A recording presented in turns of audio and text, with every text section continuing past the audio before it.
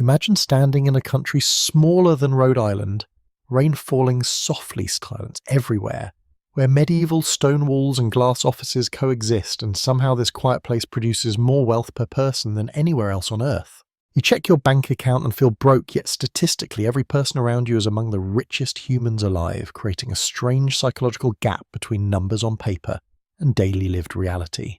This is not Dubai, not Singapore, not Switzerland, but Luxembourg, a nation that behaves less like a country and more like a perfectly engineered financial machine with borders. Luxembourg is a place where minimum wage exceeds $3,000 a month, yet people still complain bitterly about rent, groceries, and the quiet stress of survival. On paper, the average resident produces well over $130,000 in value every year, leaving major economies like the United States and Britain far behind.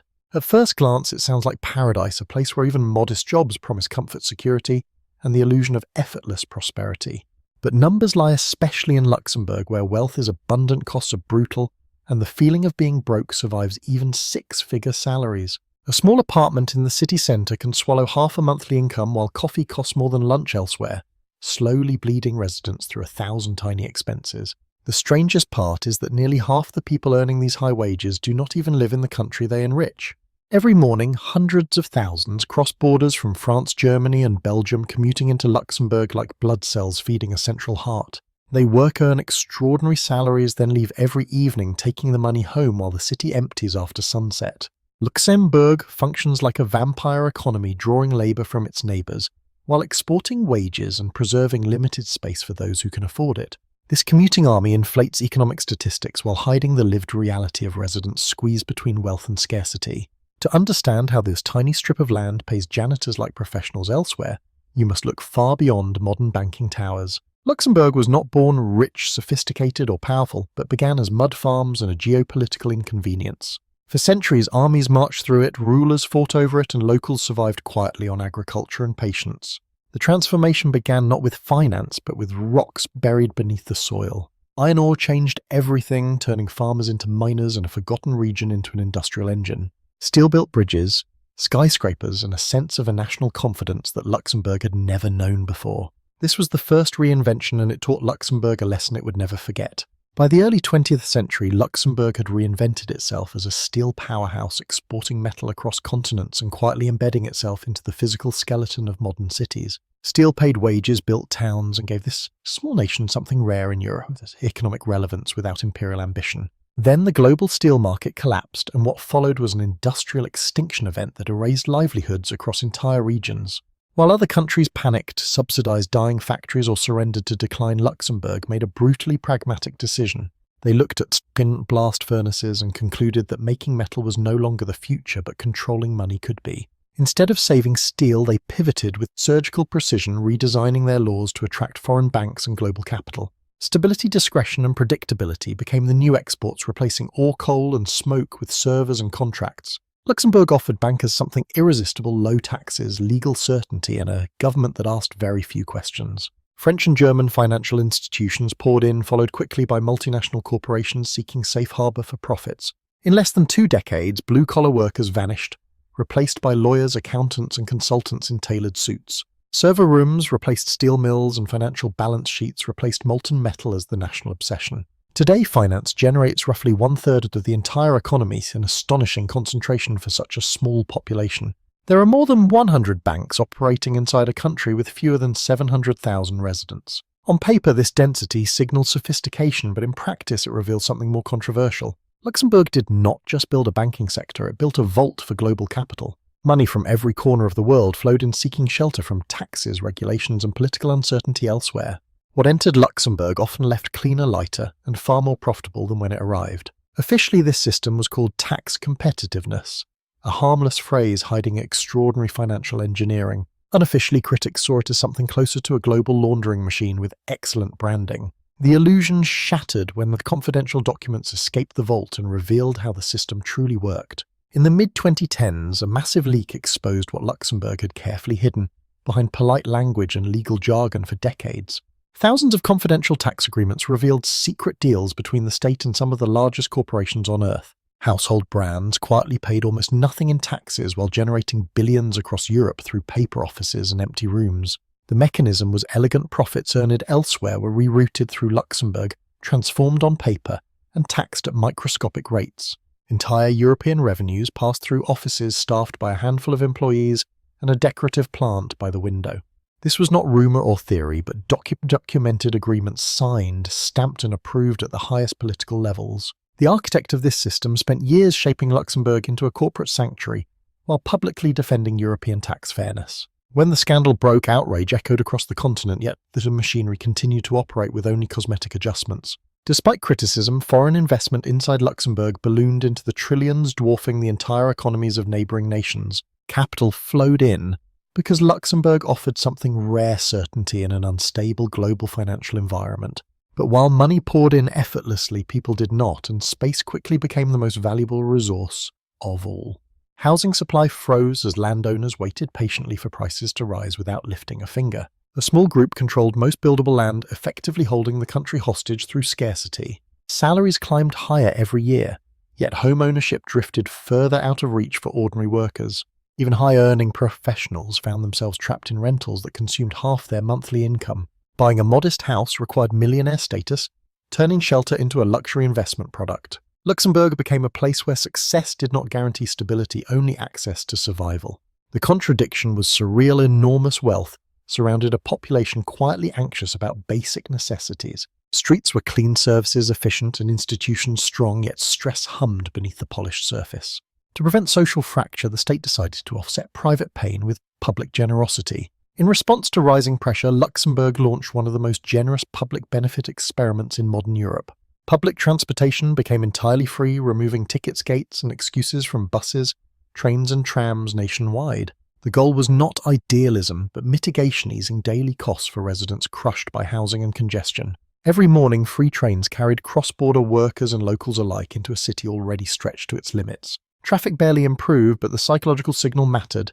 The state was paying attention. Health care followed the same philosophy, universal, efficient, and heavily subsidized to preserve social stability. Unemployment benefits remained generous, designed to cushion volatility in a finance-dependent economy.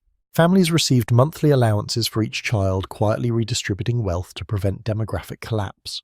The state became a constant presence in daily life, not as a nanny, but as a financial shock absorber. Comfort increased, but so did dependence, tying social peace directly to uninterrupted capital inflows. As long as banks stayed, the system worked, but the risk was existential. A crackdown on tax loopholes or sudden capital flight could shatter the model overnight.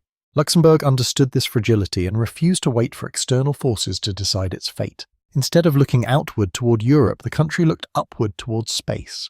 The pivot sounded absurd at first, a nation smaller than many cities planning an off-world economy. Yet in 2017, Luxembourg quietly passed laws governing ownership of space resources. Companies registered in Luxembourg were granted rights to materials extracted from asteroids. The legal logic was simple: they would not own celestial bodies, only what they removed.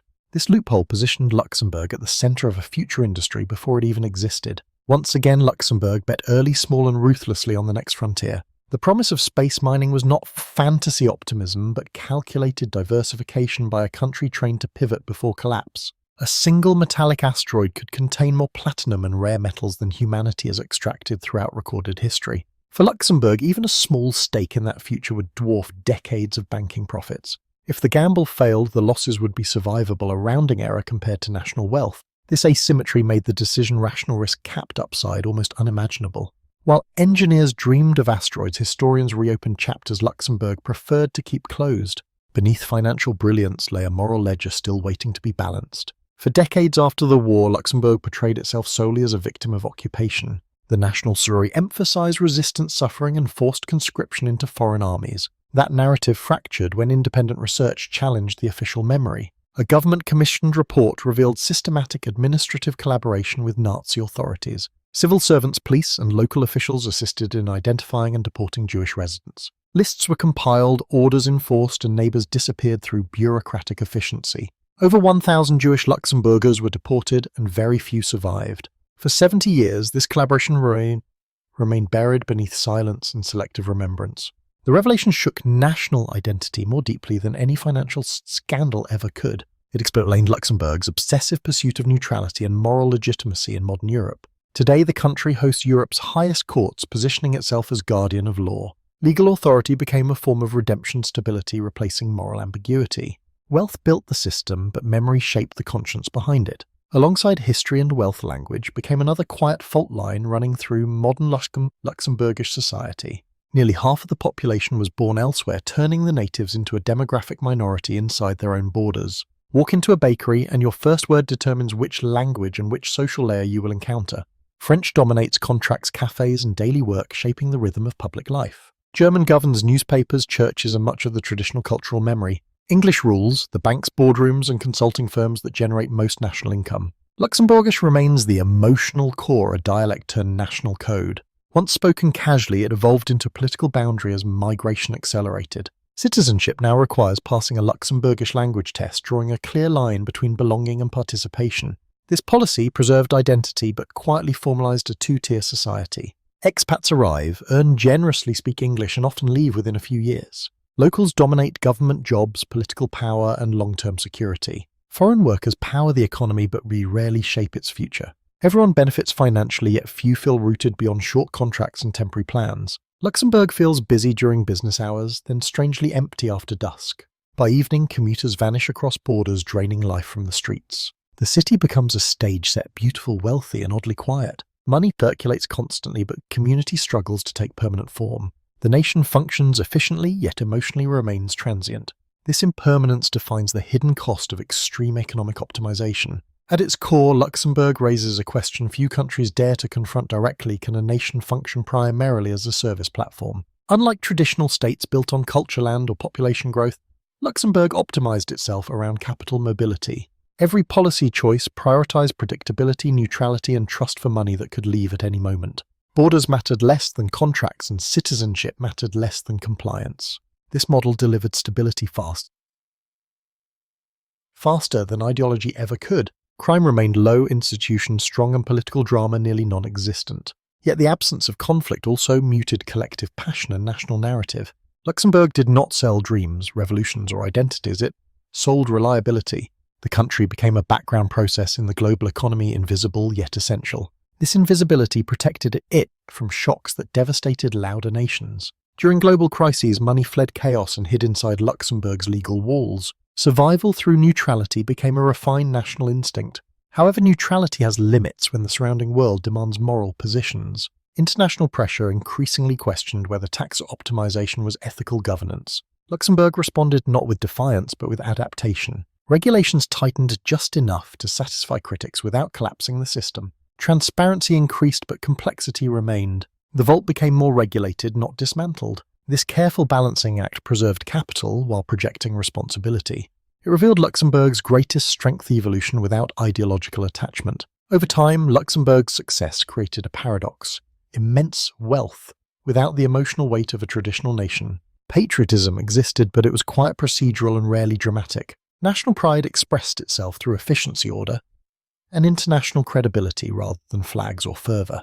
The country became extremely good at existing without demanding attention. This invisibility allowed Luxembourg to operate beneath geopolitical radar. While louder nations fought culture wars and identity crises, Luxembourg refined spreadsheets and legal frameworks. The result was a population materially secure yet culturally fragmented.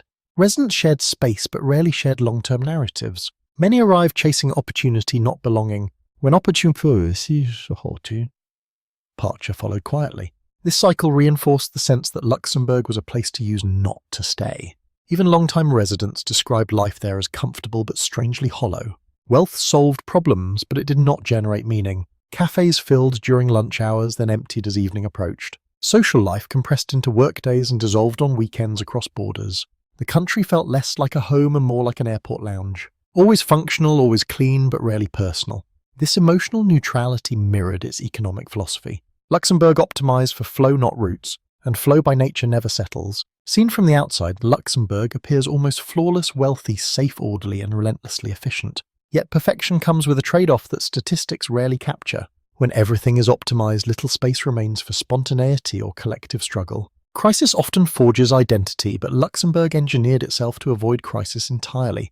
The result is resilience without romance, stability without myth. Young people grow up surrounded by opportunity, yet often look elsewhere for meaning. Many leave, not because Luxembourg fails them, but because it fulfills only material needs. The country excels at providing comfort, not direction. It offers security, not stories.